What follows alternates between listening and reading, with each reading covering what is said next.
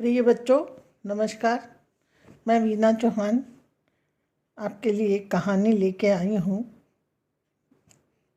बच्चों, हम बड़े मुश्किल समय से गुजर रहे हैं ना। आप कहीं आ जा सकते हैं। पिछले 1 साल से आप स्कूल नहीं गए हैं, अपने दोस्तों से सहेलियों से नहीं मिले हैं, न कहीं आप बाहर गए हैं, ना कोई आपके पास आ सकता है। इस संकट की घड़ी में हम लोग परेशान हो गए हैं, लेकिन हमें घबराना नहीं चाहिए, क्योंकि ये दिन भी निकल जाएंगे और फिर वही अच्छे दिन आएंगे। हम स्कूल चलेंगे, दोस्तों से मिलेंगे, खूब शोर मचाएंगे, खेलेंगे, कूदेंगे, मस्ती करेंगे। तो अभी हम अपना सदुपयोग छोटी मोटी कहानियाँ सुन के, उन पे अमल करके, उनके ऊपर सोचेंगे कि कहानी में जो बात कही गई वो कितनी ठीक है। तो मैं आपके लिए लाई हूँ कहानी, दिया दूर नहीं जात। बच्चों, प्राचीन समय में एक महात्मा थे। वो एक पहाड़ की सबसे ऊंची टेकड़ी पर एक छोटी सी उन्होंने झोपड़ी बना रखी थी और एक छोटा सा भोलेनाथ का मंदिर बना रखा था।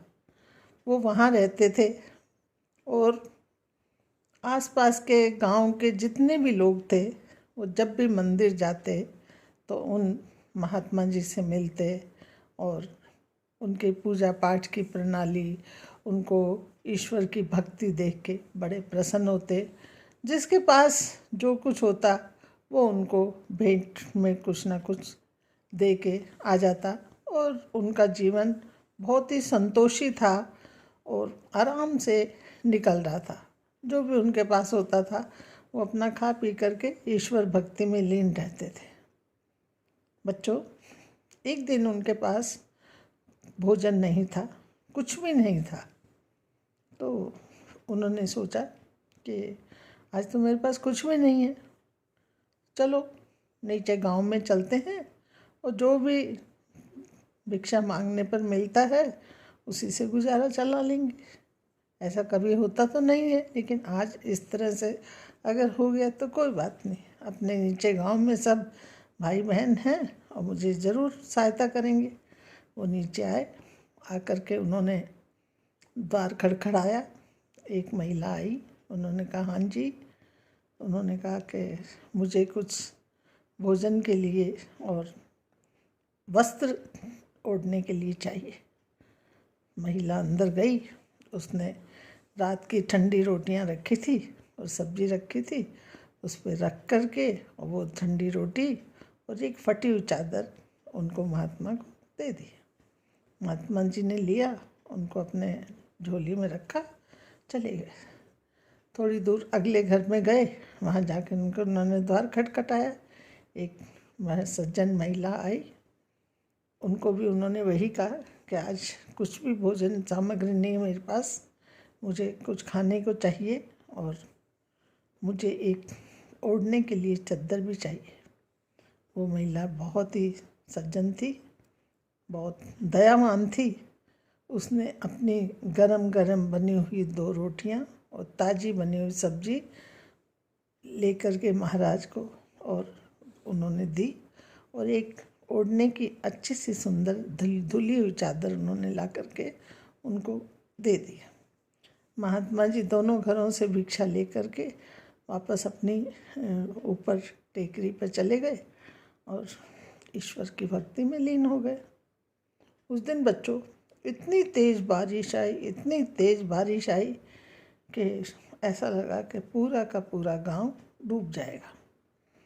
अब गांव वालों को इस बारिश में डूबने से बचने के लिए सबको महात्मा जी की याद आई, ऊपर का मंदिर याद आया और सब जो संभव था अपना छोटा मोटा सामान लेके जान बचाने के लिए और वो मंदिर की तरफ चढ़ने लगे और वो मंदिर पे पहुंच गए।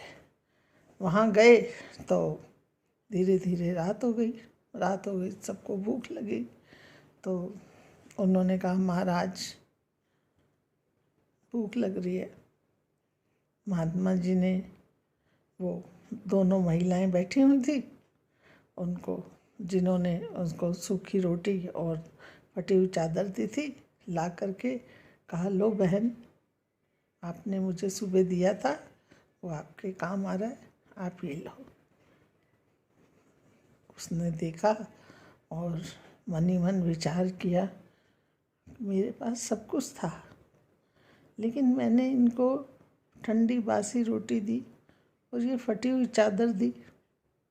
और दूसरी पास बैठी हुई महिला वो थी जिन्होंने उनको गरम गरम तो रोटी दी थी और ताज़ी बनी हुई सब्जी दी थी। महात्मा जी ने उनको ला करके वही दी और ओढ़ने के लिए वही चादर जो धुली हुई साफ़ सुथरी थी वो उन्होंने दे दी। अब दोनों जब खाना खाने लगे तो ठंडी बासी रोटी खाने वाली महिला के गले से खाना नीचे नहीं उतर रहा था और सर्दी लग रही थी, तो उसने वो जब चादर ओढ़ी तो उसको अपने ऊपर खुद ही बड़ा उसको अपने से ही बड़ी ऐसे नफ़रत सी हुई कि मेरे पास सब कुछ था, लेकिन मैंने इनको अपने हाथ से नहीं दिया। तो इस कहानी का शीर्षक है, दिया दूर नहीं जात। हम जो जीवन में दूसरों के देते हैं वही हमें बदले में जीवन में मिलता है। दिया हुआ कभी व्यर्थ नहीं जाता। इसलिए बच्चों, अभी जो समय चल रहा है वो बहुत भयानक है। ईश्वर ने हमको सब कुछ दे रखा है।